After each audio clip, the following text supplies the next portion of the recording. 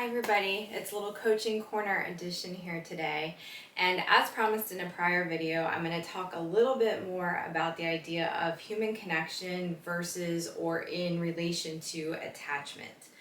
So, human connection is an essential piece of our overall well-being. It is actually, if you lean on, which I do, Maslow's hierarchy of needs, it's the central component between our primal basic survival instinct needs and our higher level being able to self-actualize, be the best version of ourselves aspects of our development. And that connection piece, that sense of belonging, feeling like we're supported, feeling like we have a network of people around us is a kind of glue point between all of those areas.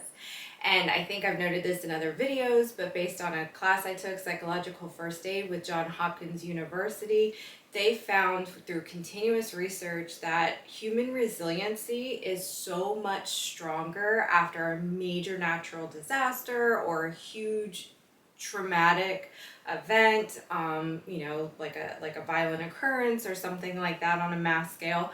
People who have social connections and positive social networks tend to fare much better in their overall resiliency, meaning their ability to manage and overcome that stress and that traumatic life event. So this is pivotal in our function of well-being. And unfortunately, it's also one of the areas that I see clients struggle with the most, is those human relationships and those human connections. So this is where it becomes such kind of a hot topic spot and a focus area for me as a life coach. So I'm going to do a little breakdown today. So connection is important. We can manage. We are survivors as humans in our species, so we will get by without it, but it is an essential piece to having a higher quality of our well-being in life. And that, again, has been pretty well proven through scientific research. But there's different ways of connecting. So one of the aspects of how we connect is through attachment. It ties to survival mechanism. It ties to that instinctual need that this is going to make us stronger in our individuality. The problem is sometimes our attachments are dysfunctional. So they don't bring us the benefits and the sense of security and stability that they should. So I'm going to highlight today a couple of things that really should be pieces of a healthy, positive attachment. Therefore, making us overall more successful and more well-rounded in our overall wellness and ability to thrive and achieve.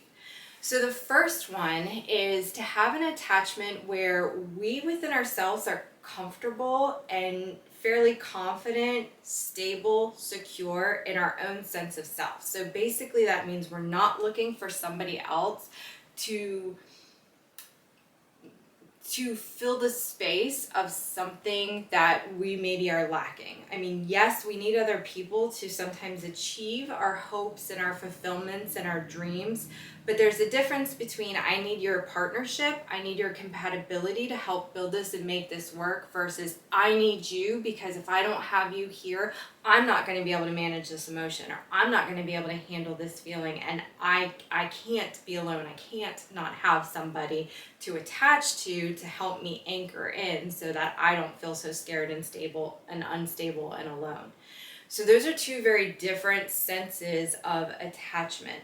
And that's what I mean by it really doesn't come down to the other person that we're attaching to. That part of attachment comes down to our sense of security and stability and peace and ease within ourselves. Again, we need people to expand our own development and bring out certain aspects of ourselves and our experiences, but those people are enhancements at that point versus being the anchor that allows us to feel stable. So I guess that's maybe another good way to look at it. So that first and foremost is our responsibility. It's in our hands to take charge of. And, as a coach, that's something I work on a lot with clients, even ones who aren't struggling fully in dysfunction, but just, we've all got our weakened areas, and we probably have all had harmful or painful experiences in interactions and relationships with people. So it's not uncommon to have some mending and some redirecting that needs to happen there.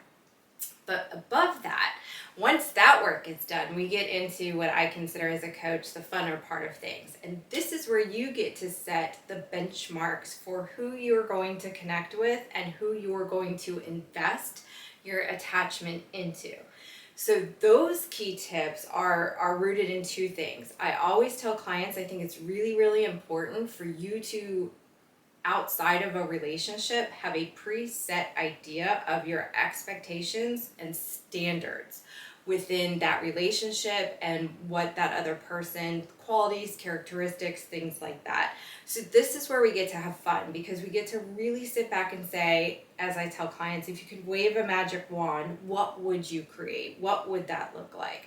So is it going to be somebody who is, really strong in their integrity, somebody who's altruistic in their actions, somebody who really values family and marriage, somebody who's adventurous and outgoing? Like, that's where you get to kind of paint the picture of the partnership, the version of the partnership that's going to bring the best of you out in the situation and help align you to your goals and the direction of where you want to live your life.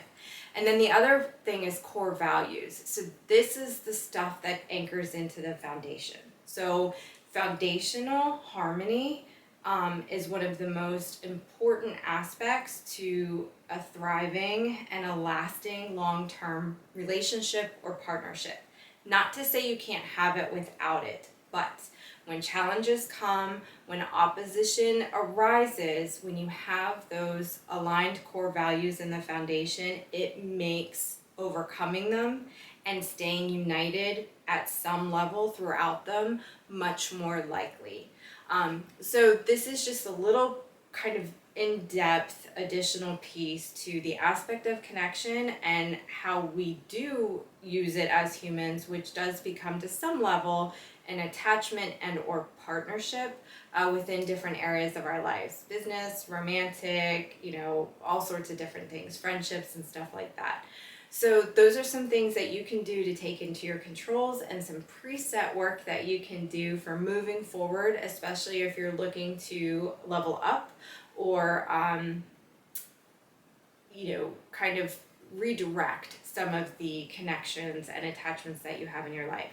So I hope you found this little coaching corner piece useful, and until next time, guys, bye.